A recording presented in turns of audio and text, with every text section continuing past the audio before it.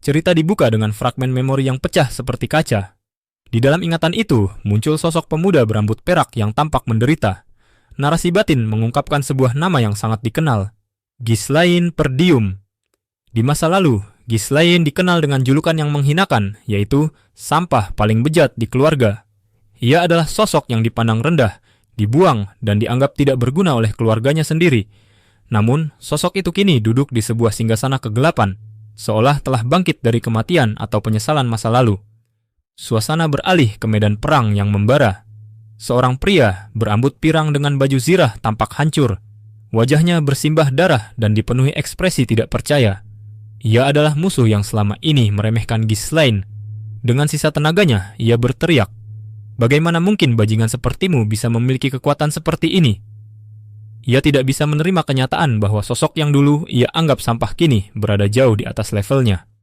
Di tengah kobaran api, muncul sosok misterius berbaju zirah hitam legam dengan aura yang mengintimidasi. Ia mendekati musuhnya yang sudah sekarat dengan tenang. Dengan nada mengejek, ia bertanya, "Gimana reviewnya?" Pertanyaan ini merujuk pada kekuatan luar biasa yang baru saja ia tunjukkan. Saat itulah, sang musuh menyadari identitas di balik helm tersebut. Kakao, orang itu, Ghislaine. Ghislaine mengungkapkan bahwa segala sesuatu yang terjadi berada di bawah kendalinya.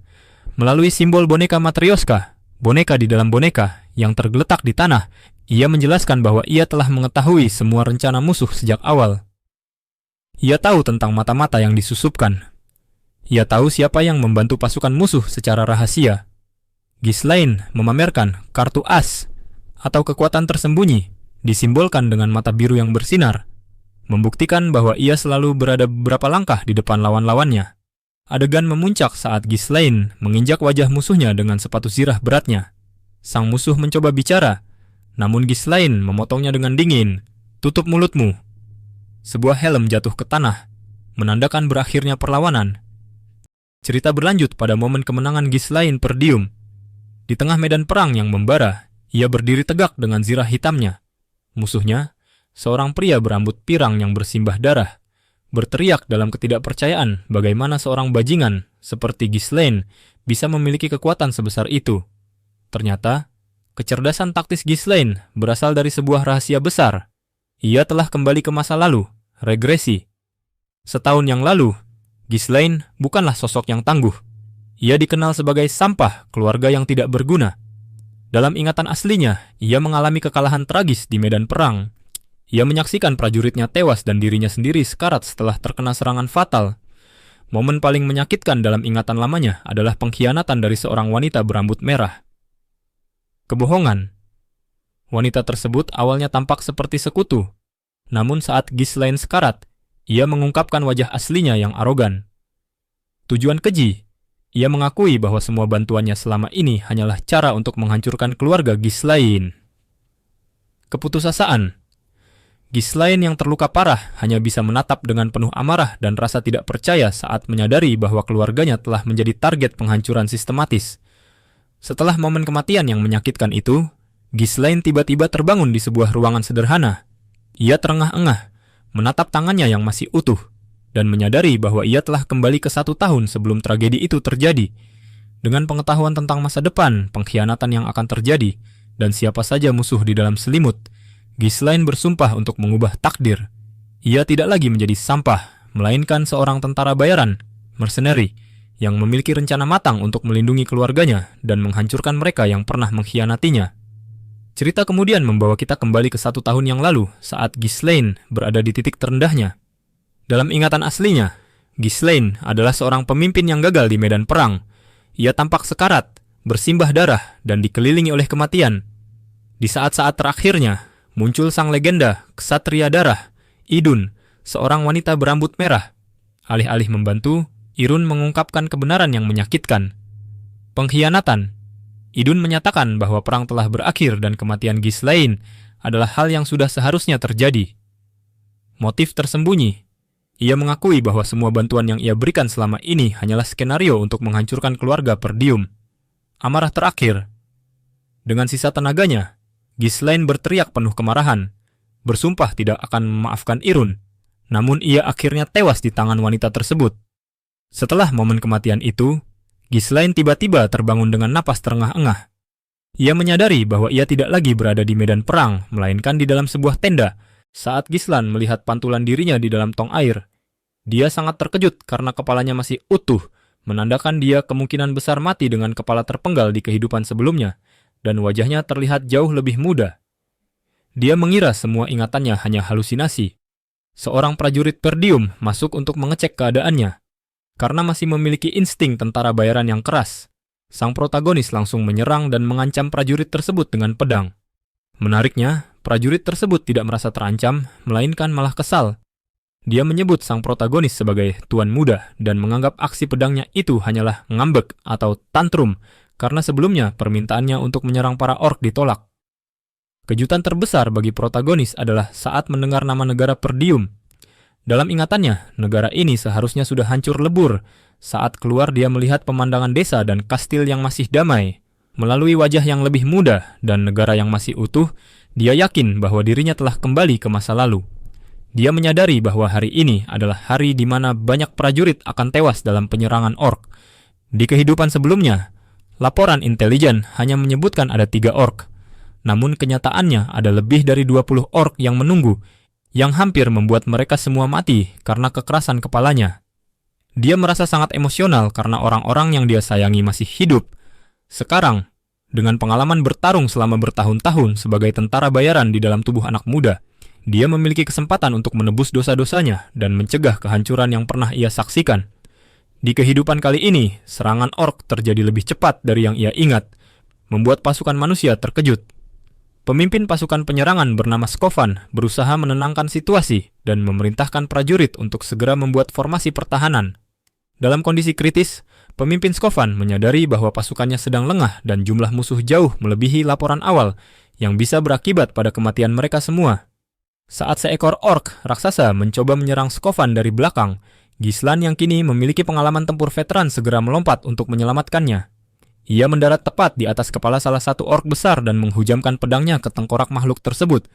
Sambil berdiri di atas mayat orc, ia berteriak menantang, "Maju sini, wahai orc, akan kubunuh kalian semua." Ghislaine terus membantai musuh dengan gerakan yang hampir tidak terlihat oleh mata manusia biasa. Ia bahkan mengejek lawan-lawannya dengan mengatakan bahwa ia masih belum melakukan pemanasan dan mereka tidak layak disebut sebagai spesies prajurit orc. Skovan hanya bisa terpaku melihat pemandangan tersebut. Setelah itu, Ghislaine dengan tenang meminta kendali penuh atas pasukan kepada komandan. "Berikan aku kendali atas komando pasukan, berikan kepemimpinan pasukan kepadaku." Sang komandan merasa terhina dan marah. Ia berpikir tuan muda menganggap perang adalah permainan dan tidak mungkin memberikan mandat yang telah diberikan oleh tuannya begitu saja. Seekor orc merah raksasa muncul menyerang. Komandan berteriak menyuruh tuan muda mundur dan mengejeknya. "Kau masih terlalu muda untuk memimpin pasukan kita." Karena tidak punya pilihan lain, Ghislaine bergerak dengan kecepatan luar biasa. Sebelum komandan menyadarinya, si tuan muda telah menghujamkan pedangnya tepat di titik lemah dahi monster tersebut yang membunuhnya seketika. Komandan terkejut luar biasa. Ia tidak habis pikir bagaimana anak yang ia anggap remeh bisa mengetahui dan menusuk titik lemah monster itu dengan sangat akurat. Ghislaine menjelaskan kepada komandan bernama Skovan bahwa hal terpenting di medan perang adalah momentum. Ia menegaskan bahwa pasukan tidak akan pernah menang selama mereka masih gemetar ketakutan menghadapi musuh. Dengan penuh percaya diri, Ghislaine maju sendirian dan berteriak akan membunuh semua orc yang ada. Ia terlihat melompat dan menebas kerumunan musuh dengan sangat cepat dan efisien. Skovan, sang komandan, merasa seperti sedang bermimpi melihat aksi tersebut. Ia terkejut karena bahkan sebagai pengguna mana, ia sendiri kesulitan melawan para orc itu, namun tuan muda yang tampak kurus bisa melakukannya dengan mudah. Meskipun tuan muda terlihat sudah kelelahan, gerakannya tetap sangat lincah saat menghindari serangan. Ia terus memanfaatkan ayunan pedangnya untuk mengincar titik lemah para orc secara tepat sasaran. Ghislaine sengaja memancing kerumunan orc untuk mengejarnya ke arah ujung tebing. Karena keterbatasan fisik, ia mengakui bahwa meski ingin menghabisi semuanya sendiri, stamina tubuhnya yang sekarang tidak sanggup mengimbangi jumlah musuh yang begitu banyak. Ghislaine memancing musuh agar Skovan dan pasukannya dapat melakukan serangan penutup. Skovan akhirnya mengerti rencana tersebut dan memerintahkan pasukannya untuk membentuk tembok perisai memojokkan para orc hingga mereka terjatuh ke dalam jurang yang berkabut. Di tengah kekacauan tersebut, Gislan ikut terlempar ke tepi jurang. Kemudian, mimpi buruk dan ingatan masa lalu. Setelah peristiwa jatuh dari jurang, Ghislaine masuk ke dalam alam bawah, sadar atau kilas balik ingatan. Ingatan tentang Elena. Ghislaine melihat pecahan-pecahan ingatan yang menyakitkan tentang seorang gadis bernama Elena. Dalam ingatan tersebut, Elena terlihat menangis dan berkata, "Kamu jahat," serta bertanya apakah ibu mereka telah meninggal. Elena muncul di hadapan Ghislaine, memanggilnya "Kakak Ghislaine," dan mengajaknya pergi bersama-sama. Ghislaine tampak terkejut menyadari bahwa itu semua adalah ingatannya tentang Elena. Ghislaine akhirnya tersadar dari kondisi pingsannya setelah diselamatkan oleh pasukannya. Ia terbangun di sebuah kamar dengan kompres di dahi. Ia merasa sekujur badannya sangat sakit karena telah terlalu memaksakan diri. Awalnya ia bingung dan bertanya-tanya apakah kejadian sebelumnya hanyalah mimpi. Namun, rasa sakit yang ia rasakan meyakinkannya bahwa ia memang masih hidup. Sebelumnya, sang komandan terlihat sangat terpukul dan berteriak histeris saat Ghislaine terjatuh, menunjukkan betapa pentingnya posisi Ghislaine bagi mereka. Setelah terbangun dari pingsannya, Ghislaine bertemu dengan Belinda, pelayan pribadinya yang berambut putih. Belinda adalah pelayan yang telah mendampingi Ghislaine sejak kecil, tetap setia meskipun Ghislaine sering melakukan tindakan bodoh di masa lalu. Begitu melihat Belinda, Ghislaine langsung memeluknya dengan erat. Ia merasa sangat emosional karena setelah keluarganya hancur di masa lalu, sebelum ia melakukan regresi kembali ke masa muda, Belinda menghilang dan ia tidak pernah melihatnya lagi. Belinda merasa bingung dengan sikap Ghislaine yang sangat senang melihatnya, mengingat mereka sebenarnya bertemu setiap hari. Ia juga memarahi Ghislaine karena nekat melawan orc sendirian daripada membiarkan para prajurit yang menanganinya. Ghislaine menyadari bahwa ia telah mati dan kembali hidup, regresi, dan merasa harus memberitahu Belinda tentang bahaya yang akan datang. Ghislaine memperingatkan Belinda dengan serius bahwa sebentar lagi akan ada musibah besar yang mengguncang Perdium. Belinda awalnya tidak menanggapi peringatan itu dengan serius, dan justru merasa bahwa yang sedang dalam bahaya adalah Ghislaine sendiri, bukan Perdium, mengingat luka-lukanya setelah jatuh dari jurang. Belinda memberitahu bahwa festival tahunan akan diadakan dalam 1 minggu lagi. Ghislaine teringat bahwa di kehidupan sebelumnya, ia tidak sempat menikmati festival tersebut karena sebuah pengalaman traumatis. Ia menyebutnya sebagai hari yang mengubah hidupku, dan ingatan yang terus menghantuiku. Terungkap sebuah kenyataan pahit dalam pikirannya. Elena akan mati minggu depan. Di masa lalu, Elena memohon padanya untuk pergi ke festival bersama. "Tolong pergi bersamaku." Namun hari itu justru menjadi hari kematiannya. Ghislaine kini memiliki waktu tepat 7 hari untuk mencegah kematian Elena dan mengubah takdir tragis yang terjadi di kehidupan pertamanya. Karena orang-orang di sekitarnya menganggap dia hanya bersikap kekanak-kanakan atau sedang bermain komandan-komandananan, dia harus bergerak sendiri untuk menyusun rencana penyelamatan. Ini adalah awal dari upaya dia untuk mengubah sejarah menggunakan pengetahuannya tentang masa depan. Ghislaine sedang merenungi kesalahan fatal di kehidupan sebelumnya. Dulu, dia menolak ajakan Elena untuk pergi ke festival dengan alasan sedih karena serangan orc. Karena penolakan itu, Elena pergi tanpanya. Itu menjadi hari terakhir Ghislaine melihatnya. Tubuh Elena ditemukan dalam kondisi mengenaskan, terkoyak habis, bersama para pengawalnya. Ghislaine sangat menyesali hal ini. Seharusnya aku ikut bersamanya. Kembali ke masa kini, Elena mengungkit betapa jahatnya mulut Ghislaine dulu. Elena mengingatkan bahwa Ghislaine pernah berkata, "Merasakan hangat nafasmu saja sudah menjijikan." Lalu Ghislaine menyadari betapa brengseknya dirinya di masa lalu. Dia pun secara mengejutkan berkata, Maaf ya." Reaksi Elena dan Belinda sangat kaget. Mereka tidak percaya Ghislaine meminta maaf. Mereka malah mengira kepala Ghislaine terbentur saat serangan orc sehingga otaknya bermasalah. "Aku dengar orcs menyerangmu. Apa kepalamu yang kena?" Karena diselimuti rasa rindu dan penyesalan melihat Elena yang masih hidup, Ghislaine tiba-tiba memeluk Elena erat-erat. Dia berbisik, "Aku merindukanmu." Elena yang tidak terbiasa dengan perlakuan manis dan mengira Ghislaine gila Elena, langsung panik. Elena berteriak, "Hiek, lepasin, kamu bikin takut aku," dan mendorong Ghislaine dengan kuat. Ghislaine terlempar dan batuk-batuk. Dia kaget menyadari bahwa tenaga Elena sangat kuat untuk anak seusianya. Tenaga yang luar biasa. Apa dari dulu dia memang sekuat ini? Lalu kemudian datang 2 orang ksatria menghampiri Ghislaine, dan Elena mereka meminta bantuan kepada Elena karena kurangnya tenaga kerja untuk festival mendatang. Ghislaine menawarkan diri untuk membantu juga. yang mengejutkan semua orang termasuk Elena dan Belinda. Kenyataannya, reputasinya Ghislaine sangat buruk sebagai pangeran pemalas. Para pelayan berpikir kepalanya terbentur atau dia sudah gila. Hasilnya, saat dia mencoba membantu mengangkat barang di pasar, dia malah terlihat kikuk dan menakuti para pekerja. Mereka berteriak, "Pergi sana, nanti orang-orang takut kalau ada kamu." Ghislaine mengungkapkan alasan sebenarnya dalam hati. Dia tidak hanya mencoba bersikap baik, dia ingin menyelidiki area luar kastil untuk mencegah tragedi. Dia teringat bahwa di kehidupan timeline sebelumnya, mayat Elena ditemukan di dekat tempat sampah jauh dari area festival. Dia menyimpulkan bahwa Elena dipancing atau dipaksa ke sana. Untuk menyelamatkannya, Ghislaine perlu memahami tata letak kastil dan lingkungan luarnya. Saat ia mencoba mengamati area tersebut, seorang ksatria tua berbaju zirah bernama Fergus datang menerjang dengan panik karena mengira pangeran dalam bahaya, menyebutkan rumor tentang orc. Elena memanfaatkan kesempatan ini dengan mengatakan kepada Fergus bahwa pangeran bertingkah aneh sejak bangun tidur dan meminta Fergus menyeretnya kembali ke kamar. Pangeran merasa frustrasi karena rencananya untuk menyelidiki area tersebut gagal untuk sementara waktu. Reaksi Ghislaine, dia benar-benar lega dan bahagia melihat Pak Tua Fergus masih hidup dan sehat, bahkan langsung memeluknya.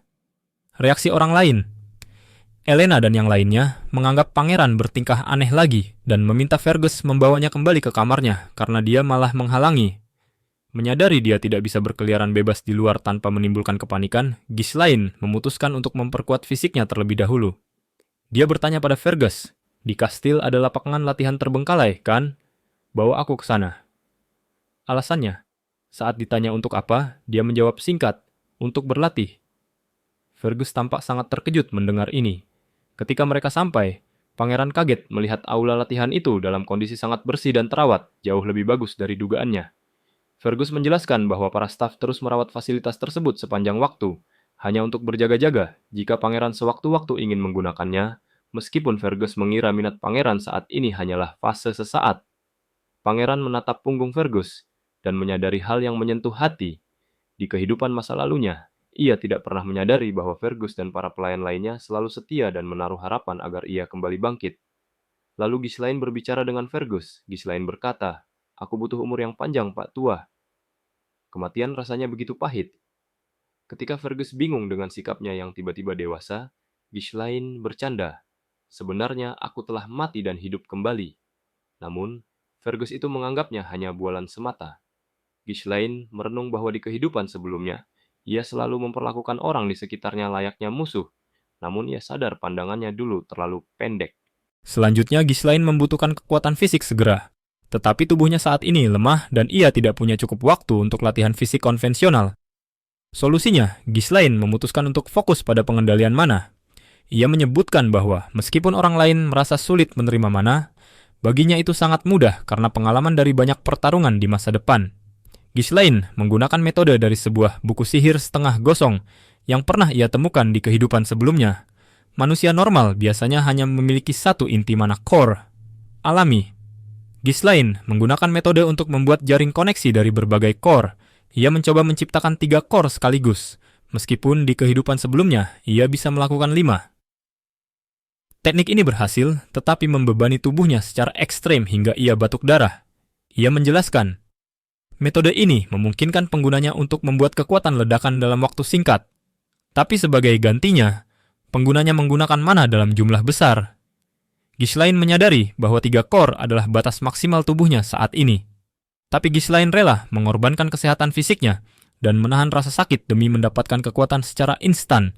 Hal ini terpaksa ia lakukan karena ia hanya memiliki waktu 1 minggu untuk menggagalkan pembunuhan Elena dan mencegah perang yang akan menghancurkan keluarganya. Ghislaine merenungkan kehidupan sebelumnya dan alasan spesifik kegagalannya. Ia mengidentifikasi para bajingan yang berdiri di balik keluarga Delphine sebagai dalang yang membantu menghancurkan negerinya. Ia teringat saat kalah melawan Idun. Ia menjelaskan bahwa di kehidupan lalu, Idun membawa seluruh ordo ksatria, Knight Order, untuk melawannya saat ia sudah kehabisan mana. Ia yakin sebenarnya bisa menang jika pertarungannya adil. Kini, dengan tubuh muda yang lebih kuat dan waktu yang banyak, ia bersumpah akan memenggal kepala Idun kali ini. Adegan beralih ke festival. Elena kaget karena Ghislaine datang, karena biasanya ia tidak suka acara semacam itu. Ghislaine menjawab bahwa sebagai anggota keluarga Perdium, setidaknya ia harus muncul sesekali.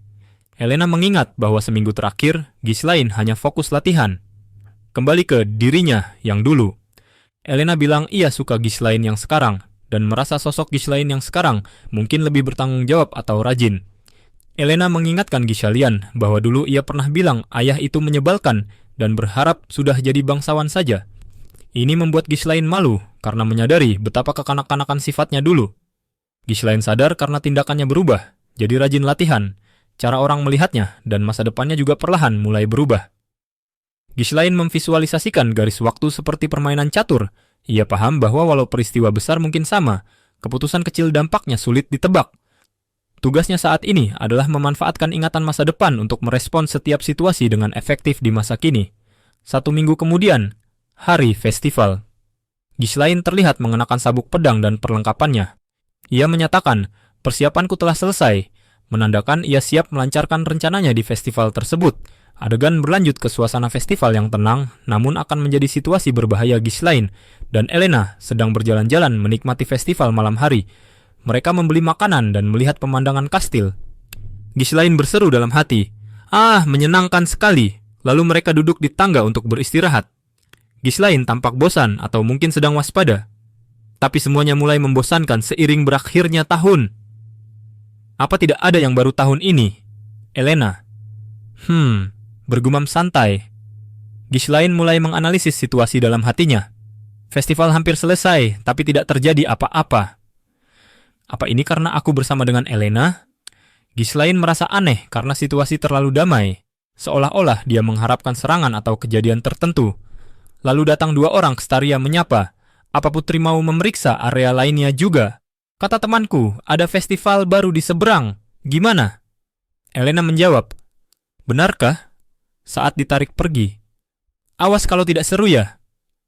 Elena dengan polos mengikuti orang tersebut karena dijanjikan hiburan baru. Suasana berubah drastis. Ghislaine menatap tajam, dan wajah para penjahat terungkap saat mereka memegang tangan Elena. Jadi kalian berdua pelakunya. Pengkhianat keluarga kami. Adegan berlanjut dengan flashback 2 ksatria Jamal dan Philip, 2 ksatria yang mengawal Elena. Mereka berdua adalah ksatria yang paling dipercaya oleh kerajaan karena telah melindungi Elena sejak kecil. Ingatan masa lalu Ghislaine mengingat bahwa di kehidupan sebelumnya, sejarah mencatat bahwa kedua ksatria ini tewas secara heroik saat melindungi Elena. Namun, pengetahuan ini justru menjadi kunci ironi yang akan terungkap. Rombongan tiba di sebuah lokasi yang diklaim para ksatria sebagai tempat pertunjukan. Elena merasa bingung dan jijik karena dibawa ke daerah kumuh. Dia bertanya dengan skeptis, "Apa kamu yakin bakalan ada yang mau tampil di tempat kumuh seperti ini?" Ghislaine segera menyadari ada yang tidak beres. Ghislaine melihat sekeliling dan menyadari bahwa setiap jalan keluar ditutup. Elena sadar ada yang tidak beres dan langsung berteriak, "Ayo kita pergi, Kak!" Sambil mencoba menarik Ghislaine menjauh sebelum terlambat. Saat Elena mencoba kabur membawa Ghislaine, para ksatria menunjukkan wajah asli mereka. Ksatria tersebut, Philip, menahan mereka dengan ekspresi yang berubah menjadi menyeramkan. Wajah psycho. Dia berkata, "Nona muda, tunggu sebentar lagi ya." Ksatria itu akhirnya mengakui alasan mereka berkhianat. Hanya saja ada permintaan lumayan masuk akal datang. Kesetiaan mereka telah dibeli. Mereka menerima bayaran, suap kontrak, dari pihak lain untuk menyerahkan atau membunuh Elena di tempat sepi ini. Lalu 3 sosok misterius berjubah dan bertopi muncul dari arah belakang, menghampiri Elena dan Ghislaine. Sosok misterius itu adalah Frank, pria bertopi dan berkacamata yang memastikan kesempatan dengan Jamal dan Philip. Frank berseru, "Kerja bagus, tugas kalian berjalan mulus." Jamal, "Tentu saja, kami sudah membawa nona muda sesuai dengan keinginanmu, jadi kita akhiri persetujuannya di sini." Frank menyadari keberadaan sang pangeran, pria berambut pirang. Frank, bukankah itu putra sulung Perdium? Sepertinya aku tidak memintanya untuk dibawa ke sini." Jamal, "Akan kuberikan dia secara cuma-cuma. Dia dengan bodohnya ikut dengan kami, tanpa tahu ini akan menjadi kuburannya." Ghislaine berbicara kepada Jamal, "Jadi kau mengkhianati kami? Kau kira kau bisa bebas begitu saja?"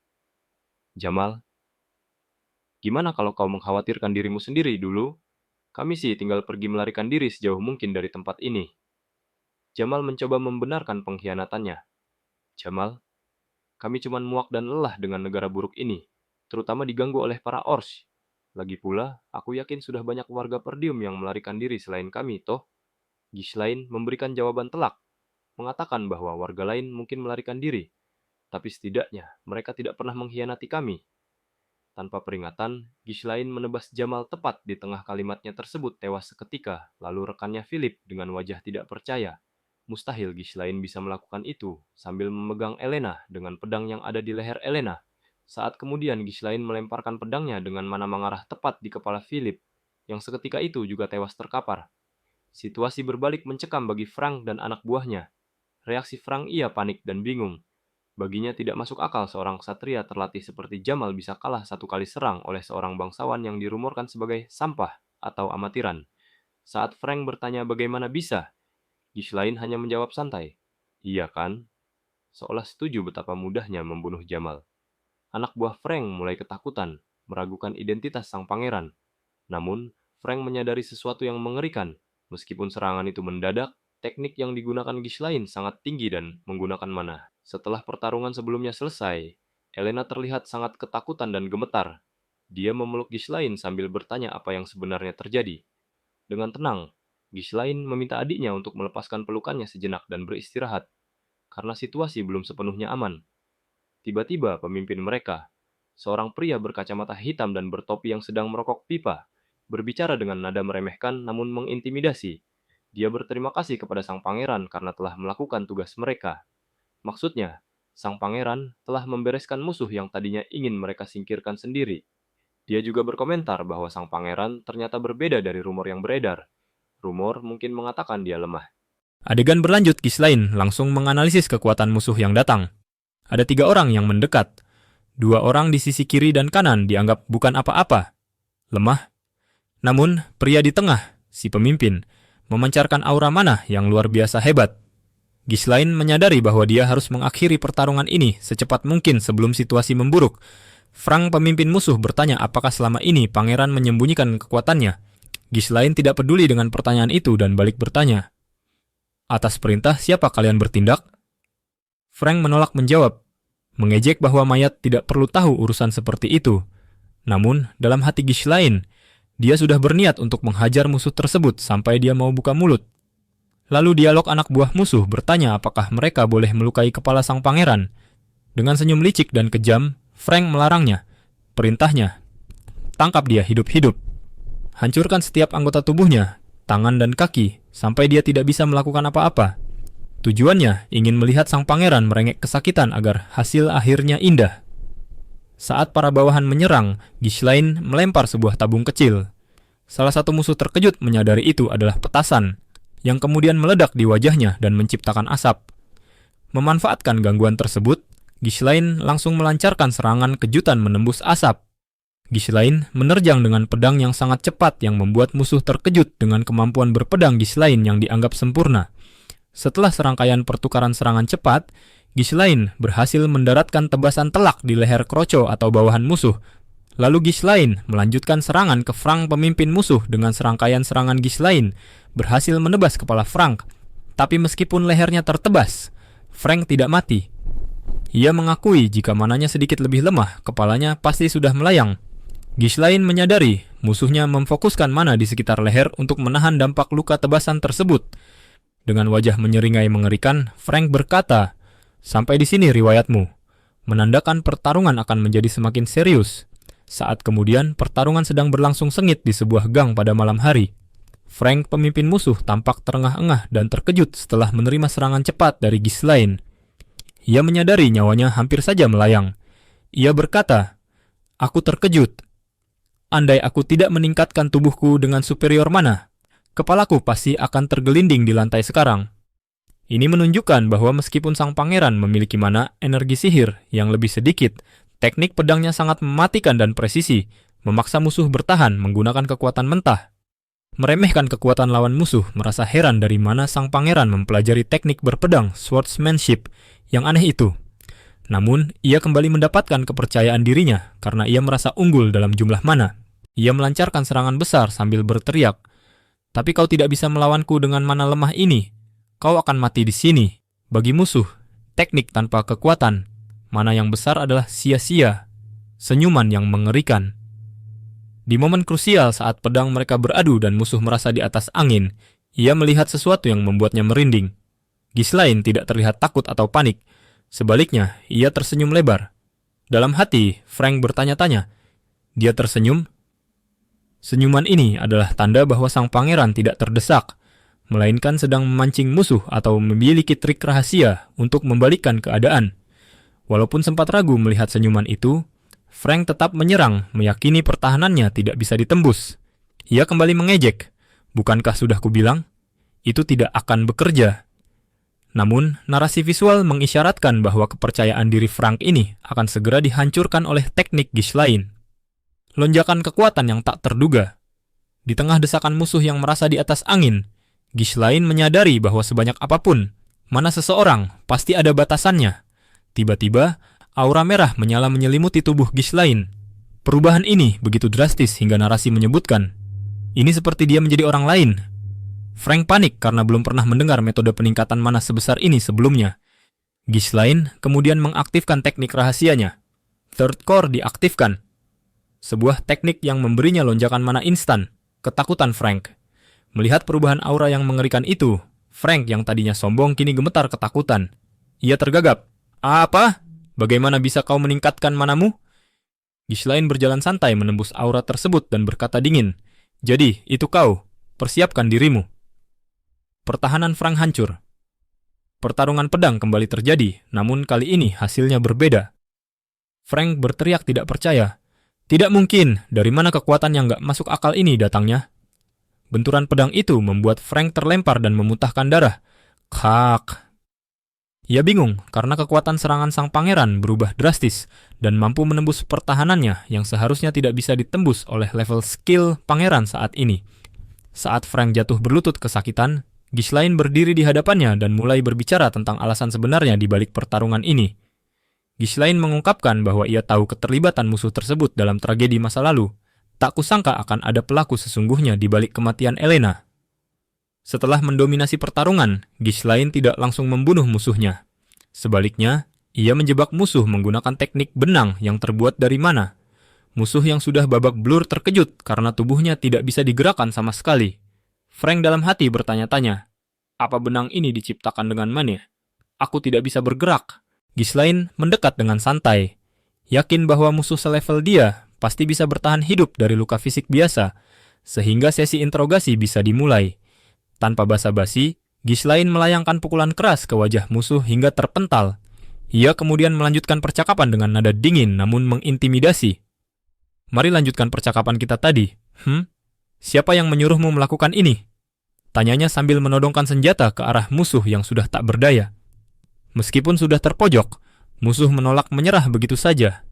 Ia melihat gadis yang pingsan di dekat mereka, disebut sebagai nona muda perdium, dan memutuskan untuk melakukan serangan bunuh diri. Setidaknya, aku akan menyeret nona muda perdium bersamaku. Mati! Teriaknya sambil mencoba menusukkan jarum senjata rahasia ke arah gadis itu. Namun, usaha licik ini gagal total karena benang mana milik Ghislaine kembali menahan tangannya dengan mudah. Ghislaine menawarkan sebuah kesepakatan yang mengerikan.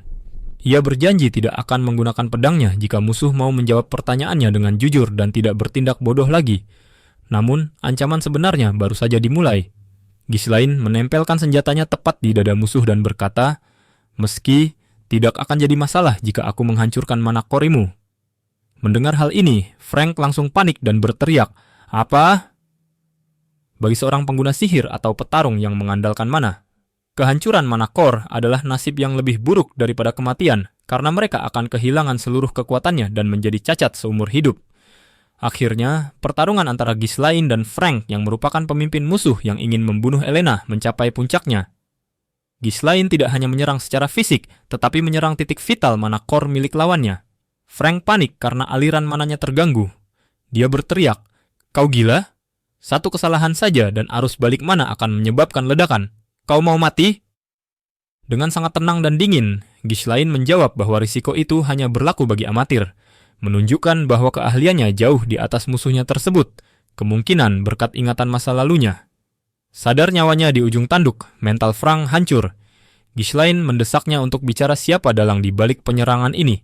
Frank akhirnya berteriak menyebut nama tuannya, Count Desmond.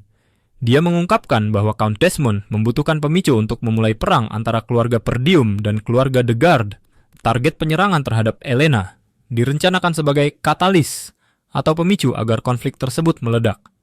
Setelah membocorkan semua rahasia, Frank memohon ampun, berharap nyawanya diampuni sesuai kesepakatan. Ini berbeda dari apa yang kau janjikan sebelumnya. Ghislaine menatap Frank dengan tatapan merendahkan. Dia mengejek Frank karena takut mati, padahal Frank sendiri sudah membunuh banyak orang. Sebelum memberikan serangan terakhir yang mematikan, Ghislaine membungkuk dan membisikkan rahasia terbesarnya tepat di telinga musuhnya yang sedang sekarat. Biar ku beritahu satu hal. Aku terlahir kembali. Jadi kali ini akan berbeda. Tanpa ragu, Ghislaine menebas leher Frank.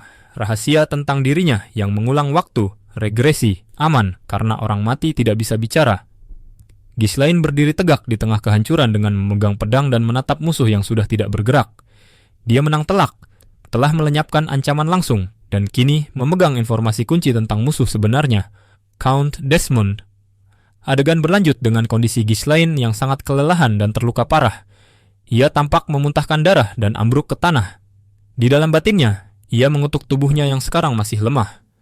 Ia teringat masa kejayaannya sebagai mercenary king, raja tentara bayaran, di mana meledakkan 3 kor adalah hal yang sangat mudah baginya. Namun, di tubuh mudanya saat ini, teknik tersebut memberikan beban yang sangat besar. Saat kemudian Ghislaine masuk ke sebuah bangunan yang hancur, ia menemukan mayat-mayat yang dibungkus kain putih di balik puing-puing. Ia menyadari bahwa mayat-mayat tersebut adalah para ksatria pengawal yang dibantai. Melalui ingatannya di masa lalu, ia menyadari sebuah kebenaran pahit. Musuh sengaja membunuh para pengawal ini untuk menjebak mereka sebagai pembunuh Elena. Ini adalah taktik kotor untuk membungkam saksi dan memutarbalikkan fakta demi kepentingan politik tertentu. Ghislaine memahami dampak dari konspirasi ini. Jika bukti-bukti ini ditemukan oleh orang yang salah atau tetap dibiarkan sesuai rencana musuh, hal itu akan memicu perang besar. Muncul bayangan sebuah bendera hitam yang robek di tengah medan perang yang hancur, melambangkan masa depan kelam yang ingin ia hindari. Dengan tekad yang kuat, ia memutuskan untuk mengambil langkah drastis. Ia berkata, "Mari kita hapus bukti ini." Ia tidak ingin membiarkan rencana musuhnya berjalan mulus. Selanjutnya, sambil memikul Elena di pundaknya, Ghislaine membakar bangunan tersebut untuk melenyapkan semua bukti konspirasi agar tidak bisa digunakan oleh musuh. Ia berjalan menjauh dari kobaran api dengan tatapan tajam, bersumpah bahwa kali ini ia akan mengacaukan rencana mereka. Di saat yang sama, sosok misterius berjubah terlihat mengamati dari kejauhan di atas pohon, mengawasi pergerakan Ghislaine, sang pangeran kerajaan Perdium, dan Elena yang merupakan adik dari Ghislaine. Nah teman-teman, sekian cerita dari manhwa. Kembali ke masa lalu untuk balas dendam. Mau tahu kelanjutannya? Like, comment, and subscribe.